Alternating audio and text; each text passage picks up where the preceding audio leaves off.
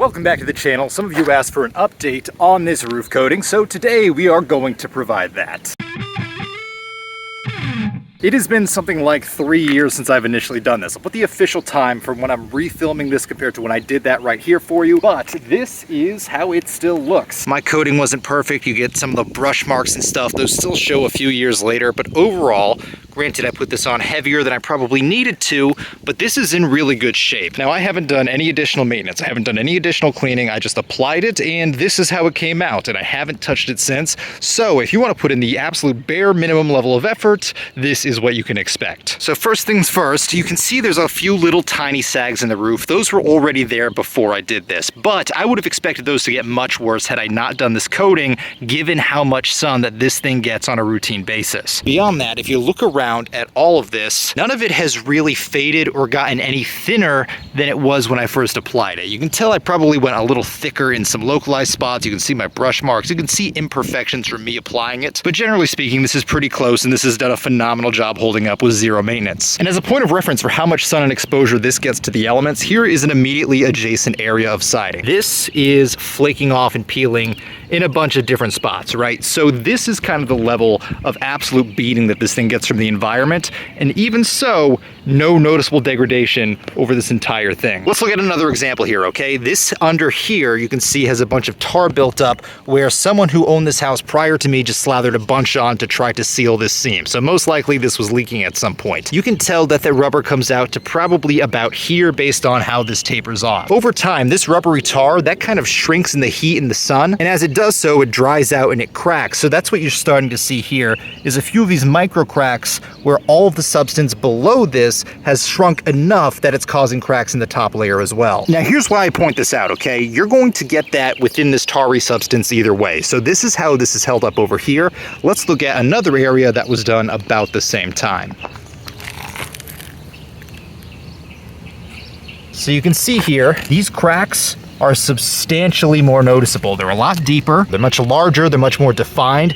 This is the level of wear I would expect given where this is located. This is getting the same amount of sun as that spot over there, but you can see here the degradation is much worse with the same elemental exposure because this doesn't have any of the coating on top. And I know a bunch of people said this was really ugly in the last video in the comments section. I know this isn't the right way to replace things. This was done prior to me taking over the house. So from a wear perspective, it has definitely helped with the rubber. It has definitely helped with the roof that's below it as well. You can tell that there really hasn't been any aging at all relative to what I would have expected considering how everything else around it has fared. Everything around it though, you can see, is starting to deteriorate, so that is the level of exposure that this whole thing is getting, and yet this doesn't seem to have aged a day in the last 3 years. The other part I talked about when I first did that video was the energy savings involved because it is reflecting a lot of that heat. I don't have exact numbers for how much money that has saved me specifically because I did a couple other things at the same time. However, I said it's going to extend the life of your roof. It has clearly done that. It has already paid for itself with just that. And while I don't have numbers from an energy savings perspective to say exactly the dollar amount, what I can tell you is that the feel in this room is now noticeably colder during the day. My AC used to struggle to keep up and keep this section of the house cold, but because of this coating and a couple other things I've done, the actual feel in here is about 5 or 6 degrees colder than it previously was with the same AC settings on the same temperature day. The only place that there might be degradation is down here at the bottom. You'll see a little bit of porosity, but that was there when I was applying it as well. So that's where I first started applying everything,